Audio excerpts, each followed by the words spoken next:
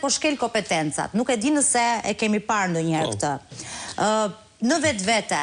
çfarë është kjo situatë që po kalojmë për ndalur pastaj tek kërkesa zyrtarisht dhe shtatshkeljet e rënda të presidentit? Atëre,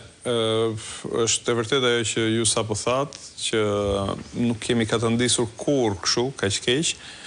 saqë një president i Republikës bëhet temë e ditës, institucioni i cili për vetë natyrën që ka, duhet të përfaqësojë unitetin e kombit, është institucioni më i lartë i shtetit, dhe duhet të investohet dhe është e udhës të investohet dhe të paktën këtë lloj vendi ka patur në dekorin e asaj që ne quajmë demokraci, vetëm për çështje kardinale që prekin shoqërinë si një tërë, që prekin institucionet, pra shqetësimet madhore, dhe jo të katandiset të bëhet mash në duart e një pushteti tjetër, në duart e kryeministrit dhe në duart e maxhorancës, e cila vërtet e ka zgjedhur, por në momentin që presidenti zgjidhet, duhet të marrë atë, të japi dinjitet vendit ti, karrigës presidenciale, pra duke qëndruar mbi palët,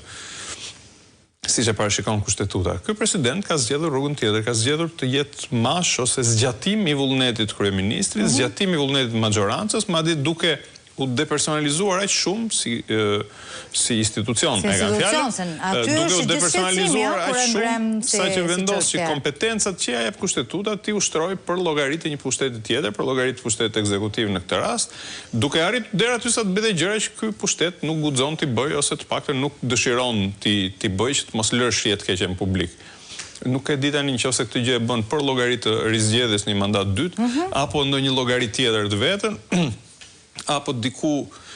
le themi, ka një hall të cilin nuk ja zgjidh dot askush tjetër. Kjo është çështje e tij dhe e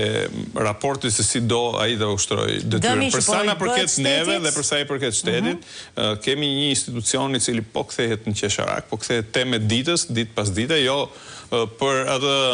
rëndësinë që i jep atë rolit vet, po për bëmat që nuk rresht së bëri nga mëngjesi deri në darkë dhe kthehet për fat keq të atij institucioni dhe për fat keq të institucioneve në përgjithësi në Shqipëri në temë kryesore të debatit ditës.